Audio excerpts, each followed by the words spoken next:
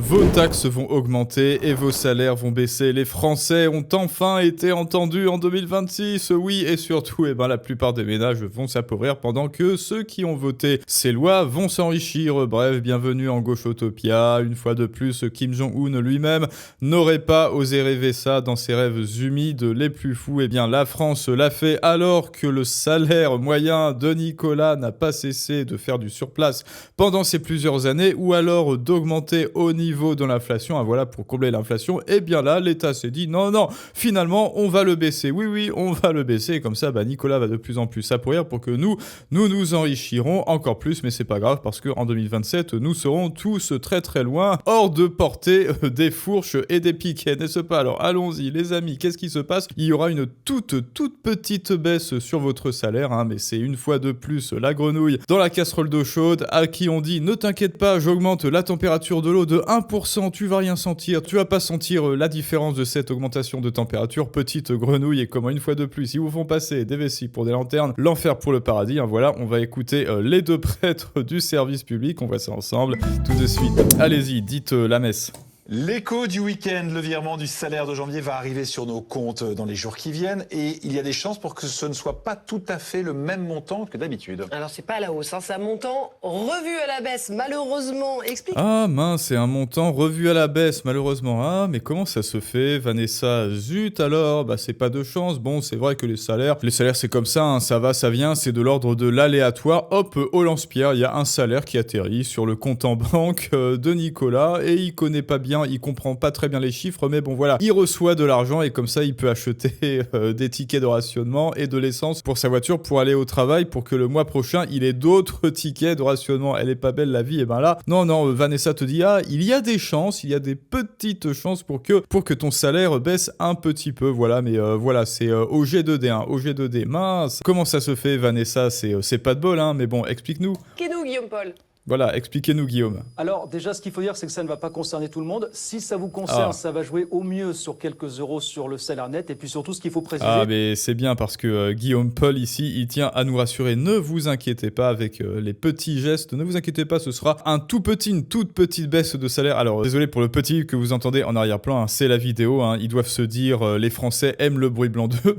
Les Français aiment le bruit blanc de l'eau, comme d'habitude. Non seulement on va leur ponctionner leur pognon, mais en plus, on va les assourdir à petit feu, donc une petite baisse, c'est pas grave, madame la grenouille.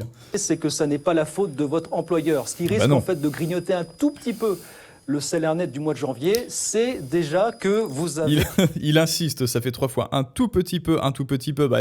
Évidemment que c'est pas la faute de votre patron, mais ça c'est de l'ordre, c'est une vue de l'esprit, évidemment. Là, il essaye de vous rassurer, mais le patron, il est dans la même merde noire que vous. À chaque fois qu'il veut ou que vous voulez qu'il vous augmente de 1 euro, lui, il doit payer quasiment le double, évidemment. Pourquoi? Parce que la commandanture qui le dirige, vous et lui, tous les deux, en tant que petits esclaves du haut ou du bas, la commandanture lui a dit maintenant tu vas taxer Nicolas avec les charges patronales et tu n'as pas ton mot à dire. Votre patron, un méchant patron qui garde tout l'or ducal dans ses poches. Non, il est dans la même merde noire que vous. L'État aussi ponctionne également 70% de sa part de tarte. Et au 1er janvier, des hausses de cotisations et de prélèvements qui sont entrées en vigueur. Donc ça va se faire sentir dès la première feuille de paye de 2026, donc celle du mois de janvier qui va arriver.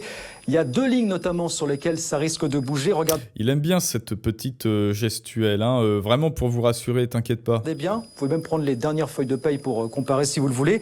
Complémentaire santé obligatoire, parce que vous savez que les mutuelles ont augmenté leurs tarifs au 1er janvier, donc ça risque... Vous le savez, les Français, voilà, nous, on l'a su, mais si les mutuelles ne nous avaient pas mis au courant, on l'aurait pas su du tout, elles ont augmenté leurs tarifs. Non, évidemment qu'ils sont au courant. Pourquoi? Parce que c'est l'État qui a obligé, c'est le budget 2026 qui a obligé, c'est le Cornu et ses sbires et ses séides qui ont obligé les mutuelles à augmenter leurs salaires. Et c'est pour ça, je vous dis, en France, on marche vraiment et sciemment sur la tête. C'est le public qui dicte sa loi, c'est le public, le despote qui dicte sa loi au privé. Alors que je suis désolé, mais ça devrait être le contraire. Et comme d'habitude, voilà, je l'ai dit, mais je vais le répéter, l'État devrait rester dans les domaines qui le regardent et il n'a pas à se mêler. Bon, alors déjà de l'audiovisuel public qui essaie de vous rassurer, un tout petit truc de rien du tout. Fais encore un effort, Nicolas. On essaie vraiment là les fonds de tiroir pour vraiment qu'on soit bourré aux alces une fois en 2027 aux Maldives. Donc s'il te plaît, encore un effort pour nos bourses déjà pleines d'or, pleines à craquer comme le ventre de Gros Larcher.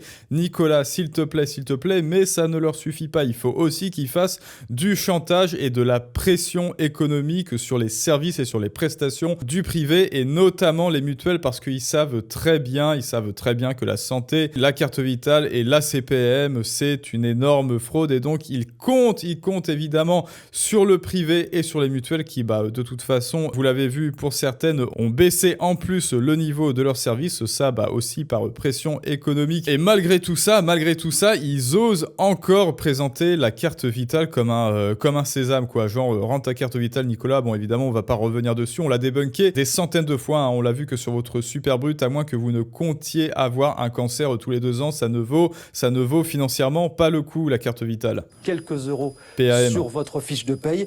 Et puis, remboursement titre de transport. Vous savez que depuis quelques années... Bon, alors, Guillaume Paul, ça fait combien de fois? C'est quoi? C'est un tic, là, ce geste?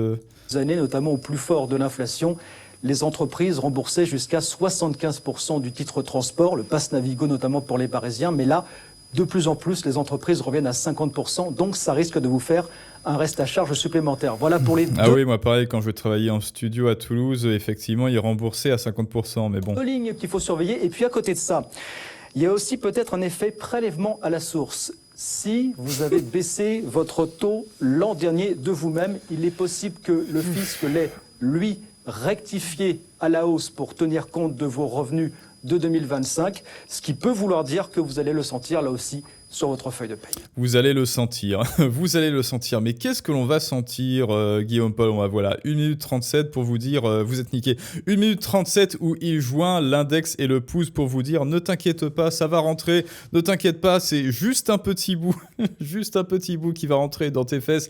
Nicolas, bon, excusez-moi pour l'image, mais bon, écoute, Guillaume Paul, en même temps, là, qu'est-ce que tu nous livres? Ne t'inquiète pas, tout va bien se passer, madame la petite grenouille. Et donc maintenant, en gros, je taffe et on me prend des cotisations, plus impôts, plus TVA, plus taxes, plus mutuelles, etc. Moi, j'attends la vaseline en offre. Mais non, la vaseline, c'est à toi de l'acheter.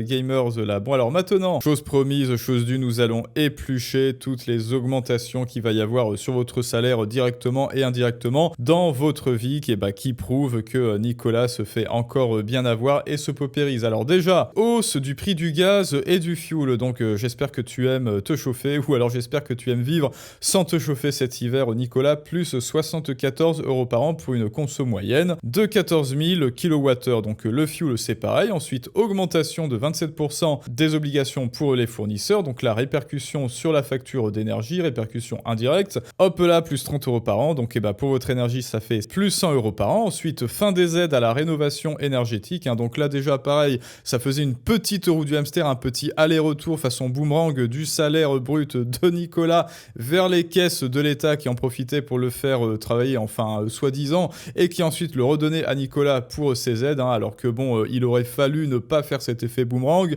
et que Nicolas garde son argent pour rénover énergétiquement sa maison. Mais non, là vous comprenez, c'est le rôle de l'État de vous donner votre argent en fait, c'est ça. Et ben non, là il y aura même plus de boomerang qui tiennent, vous n'aurez plus besoin de ces aides. Voilà, Nicolas n'aura plus besoin de son argent, c'est exactement ça qu'ils vous disent. Donc perte pour les ménages et donc moins 1000 à moins 10 000 € par projet qui ne sera plus subventionné. Ensuite, seuil de CO2 abaissé pour les véhicules et donc coût plus élevé, beaucoup plus élevé pour achat de véhicules polluants et lourds, à savoir SUV et essence, jusqu'à plus 5 000 € pour des achats de véhicules neufs. Donc tu veux un gros SUV à 20 000 balles, et ben ce sera 25 000 balles, Nicolas, maintenant. Et j'espère que tu sauras faire les yeux doux à ton banquier. N'oublie pas le rouge à lèvres et la jupe et la jupe courte, s'il te plaît. Hausse indirecte via la taxe. Hausse du prix du carburant, donc plus 2 à 5 centimes par litre, ce qui fait, si Nicolas prend sa voiture pour aller au bureau tous les jours, plus 50 € par an pour 10 000 km par an. Merci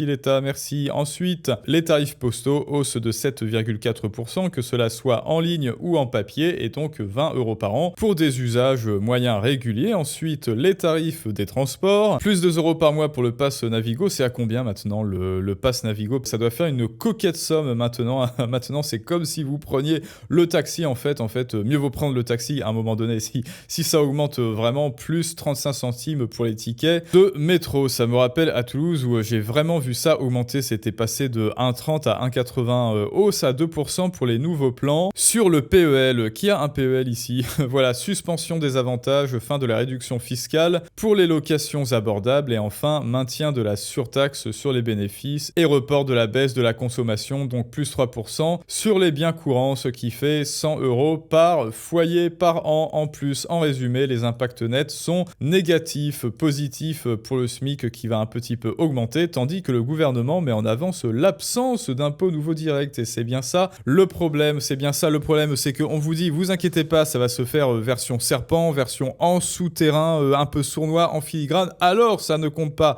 parce qu'on ne vous l'a pas dit directement. Comme ça n'est pas un impôt direct, c'est un impôt complètement indirect, à impact indirect, alors ça ne compte pas, alors ça n'est pas une hausse d'impôt, hop là, chat perché, tu m'as pas vu, nananaire, et autres trucs complètement puérils. Et en attendant, eh bien la facture de Nicolas augmente de manière factuelle et réelle. Et donc si tu en as marre de ce fiasco et que tu veux reprendre en main ton argent, alors évidemment, tant que tu restes en France, tu n'as pas le choix. Bien sûr, tu vas devoir continuer de rasquer, mais au moins tu peux le reprendre en main et redevenir souverain. Et c'est pour ça que tu l'as vu dans les sondages, je prépare un nouveau programme où on reprend tout de zéro, c'est-à-dire pareil, système de niveau comme le dernier programme, niveau 0, vraiment on va assainir tes finances, chasser toutes les dépenses futiles et inutiles, ensuite comment bien épargner tous les mois de manière organisée et efficace, et ensuite bien sûr on va augmenter de marche en marche et apprendre à investir les marchés avec PEA, si tu restes en France, PEA, CTO et ensuite ETF, système à dividendes, stock picking, etc. Et on va augmenter comme ça en difficulté et en subtilité ensemble tous les deux. Mais en attendant, la sortie de ce programme, tu le sais, la première porte d'entrée, la première marche de l'escalier pour redevenir souverain de ton argent dans cet enfer fiscal, tu le sais, c'est la vidéo Outsider financier en description et en commentaire. Et le fond de roulement, c'est vraiment la page Patreon où je t'invite à aller t'inscrire, où il y a une vidéo à peu près tous les 2 jours, là pareil en business, finance et en investissement. Et maintenant, écoutez, c'est à vous de me dire ce que vous en pensez, les amis. Est-ce que vous sentez là déjà début 2026, alors les 2 boules montez bien sûr dans votre gorge, mais surtout la note encore plus salée sur votre salaire? Dites-le moi si vous le ressentez déjà, et je vous dis à tous à très bientôt pour un prochain Storytelling du monde moderne, mais ça c'est une autre histoire.